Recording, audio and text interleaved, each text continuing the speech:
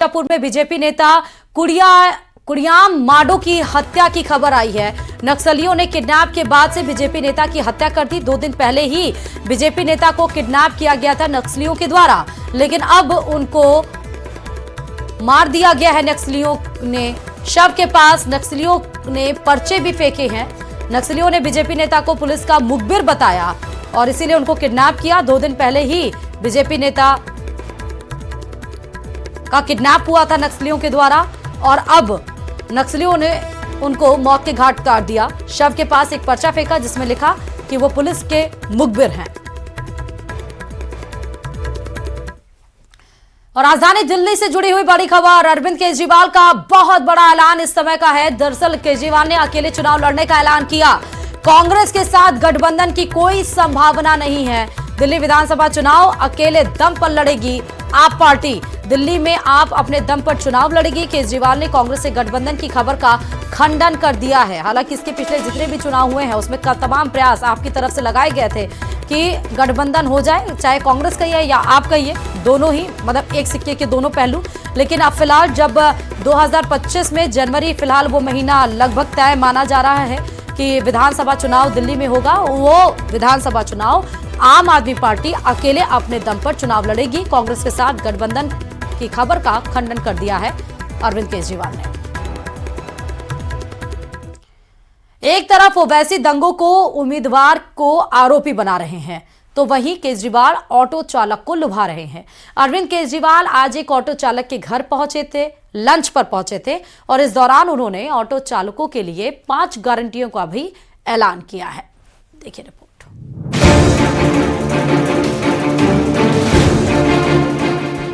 दिल्ली में चुनाव नजदीक आ रहे हैं और सियासी सरगर्मी बढ़ती जा रही है। नेता वोटर्स को लुभाने की कोशिशों में जुट गए हैं। जरा इन तस्वीरों को देखिए।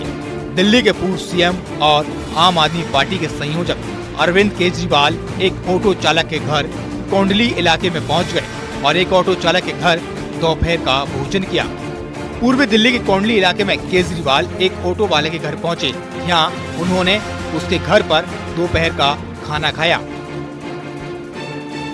लंच के बाद अरविंद केजरीवाल ने दिल्ली के ऑटो चालकों के लिए 5 बड़ी गारंटी का ऐलान भी किया। ऑटो वालों की बेटी की शादी में 1 लाख रुपए की मदद, वर्दी के लिए मदद, 10 लाख रुपए का लाइफ इंश्योरेंस और 5 लाख रुपए का एक्सीडेंटल इंश्योरेंस, ऑटो वालों के बच्चों की कोचिंग का पैसा जैसे 5 गारंटियां अरविंद केजरीवाल ने ऑटो चालकों को दी हैं।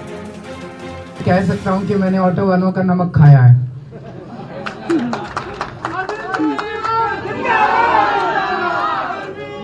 तो इस नमक का कर्ज उतारना मेरा फर्ज है।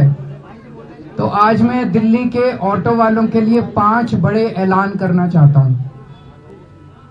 हमारी जब दोबारा फरवरी में सरकार बनेगी तो ये 5 चीजें लागू की जाएंगी। ऑटो चालकों के लिए केजरीवाल की गारंटी कितना लुभाती हैं, चुनाव में कितने काम आती हैं, ये वक्त बताएगा। लेकिन केजरीवाल का लंच चर्चा का विषय बना हुआ है। Bureau report, news 18। वाराणसी में पुलिस ने मस्जिदों में लगे 220 लाउड स्पीकर हटाए हैं। साथ ही बारात में बजने वाले 50 डीजे जब्त किए हैं। वाराणसी में तीनों जोन में स्थित मस्जिदों से लाउड स्पीकर हटवाए जा रहे हैं। पुलिस के मुताबिक लाउड स्पीकर को लेकर कई बार शिकायतें आ रही थी, जिसके बाद से कमिश्नरेट पुलिस ने इस अभियान की शुरुआत की। तक कुल काशी जोन में 45 लाउड स्पीकर अभी तक उतार दिए गए हैं, जो 7 तारीख से ये अभियान स्टार्ट हुआ था और ये लगातार 1 सप्ताह तक चलेगा ये अभियान। और जो कुछ जहाँ पे डीजेस की बात आती है, जहाँ पे डीजेस जो है ध्वनि ज्यादा करके चला रहे हैं, तो उसमें ध्वनि भी कम करा दी जाती है और 10 बजे के बाद पूर्णतः प्रतिबंधित कर दिया गया। और एक और बड़ी खबर इस बीच आ रही है महाराष्ट्र से, जहां कल्याण के सेशन कोर्ट ने 50 साल के बाद बड़ा फैसला दिया है। दरअसल कल्याण कोर्ट ने दुर्गाड़ी किले के अंदर मस्जिद के दावे वाली याचिका को खारिज कर दिया। कोर्ट ने अपने फैसले में कहा कि दुर्गाड़ी किले पर मंदिर है और ये किला सरकार के अधीन ही रहेगा। ये मामला पिछले 50 सालों से लंबित था। वक्फ बोर्ड और कई मुस्लिम संगठनों ने दावा किया था कि किले पर मस्जिद था।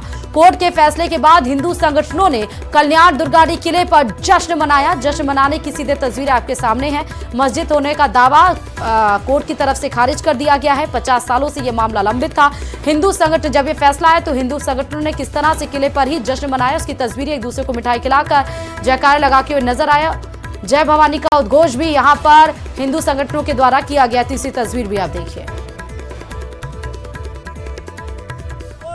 जय शिवाजी, जय भवानी, जय शिवाजी, छत्रपति शिवाजी महाराज की जय। हिंदू हृदय सम्राट सरसेनापति बाळासाहेब ठाकरे। और उधर बांग्लादेश में हिंदुओं के ऊपर हमले रुक नहीं रहे। ढाका से बड़ी खबर इस वक्त की आ रही है। वहां कट्टरपंथियों ने इस्कॉन से जुड़े एक सदस्य के घर पर हमला बोल दिया। पीड़ित ने सोशल मीडिया पर लाइव आकर हमले की जानकारी दी। वीडियो में इस्कॉन के सदस्य रोते दिखाई दिए। उनका परिवार भी बिलखता हुआ दिखाई दिया। ये लोग मदद की गुहार लगा रहे हैं। इससे एक रोज पहले भी कट्टरपंथियों ने उनके ऊपर हमला किया था, जिसका उन्होंने फेसबुक पर विरोध किया। विरोध के बाद कल फिर से इस्कॉन से जुड़े सदस्य के घर उसको मारने के लिए कट्टरपंथी पहुंचे थे।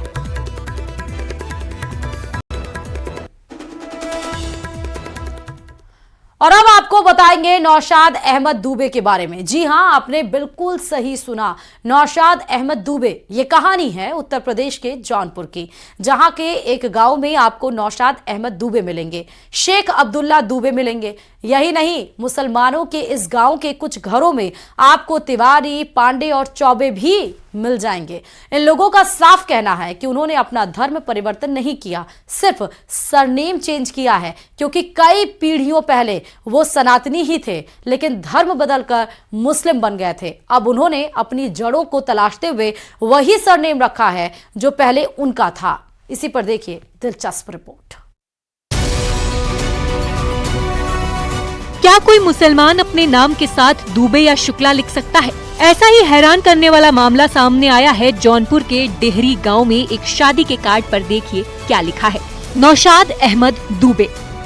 नौशाद अहमद के साथ दुबे। अब ये कार्ड पूरे इलाके में चर्चा का मुद्दा बना हुआ है। अब सवाल ये है कि आखिर नौशाद अहमद साहब ने अपने नाम के साथ दुबे क्यों लगा लिया? नौशाद अहमद ने बताया कि हमने धर्म परिवर्तन नहीं किया, हम धर्म से मुसलमान हैं, राष्ट्रीय पहचान हिंदू है, हमने सिर्फ टाइटल बदला है। उनका कहना है कि उनके पूर्वज पूर्व में हिंदू थे, इसलिए अब वो अपने नाम के साथ अपने गोत्र का नाम भी लिख रहे हैं। नाम आप क्या लिखते हैं नौशाद जी? नौशाद अहमद दुबे। अच्छा, तो ये लिखने के पीछे वजह क्या है?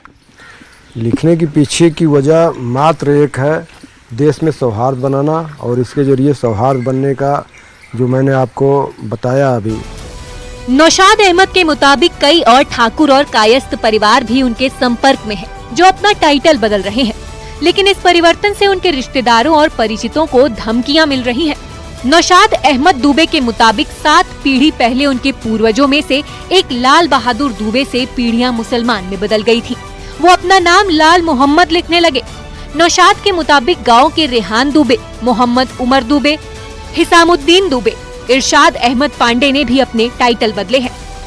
तो मुझे प्रेरणा वहाँ से मिली कि अगर इस चीज को देश के अंदर जगाया जाए कि हम एक ही परिवार के लोग हैं, तो आपस में प्रेम सौहार्द बनेगा। और हमारी जड़ें भी जो है भारतीय हैं, हम तुर्की या ईरानी नहीं हैं। तो अपनी जड़ों से जुड़ने के लिए अपने उस टाइटल को अपनाए, जो मुझे पता था पहले से कि हम दुबे हमारे पूर्वज हैं। अच्छा, आपके पूर्वज दुबे थे? जी। तो आप लोग के पूर्वज कहाँ के थे? यही जौनपुर के राकत के या आजमगढ़ के, जहाँ के मिश्रा फैमिली का आप जिक्र कर रहे हैं? रानी की सराय आजमगढ़, उनकी तहसील अलग है मिश्रा फैमिली की। अच्छा। हमारी जो ये तहसील अलग है, रानी की सराय आजमगढ़। नौशाद मुसलमानों से अपील कर रहे हैं कि सभी को अपनी जड़ों से जुड़ना चाहिए, और जो उन्हें धमकियां मिल रही हैं, उनसे उन्हें कोई डर नहीं है। News 18 Jaunpur. Narcotics control bureau ने दिल्ली में बड़ी कार्रवाई की। एनसीबी की टीम ने चांदनी चौक में 3 अलग अलग जगहों पर छापेमारी कर एक हवाला ऑपरेटर से 4 करोड़ 64 लाख रुपए बरामद किए।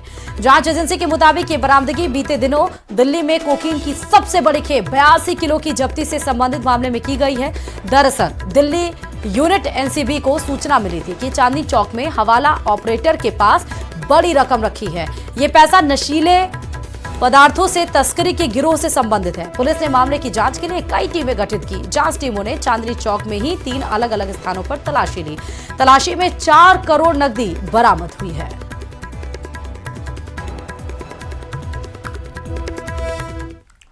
भारत के रक्षा मंत्री राजनाथ सिंह ने मॉस्को में रूस के राष्ट्रपति व्लादिमीर पुतिन से मुलाकात की।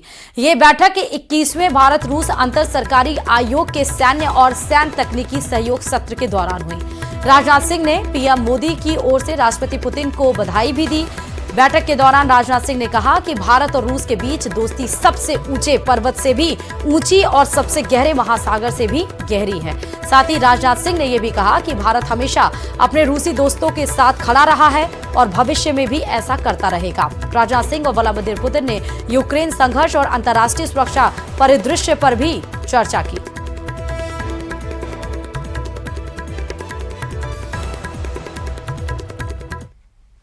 सीरिया में बशर अल असद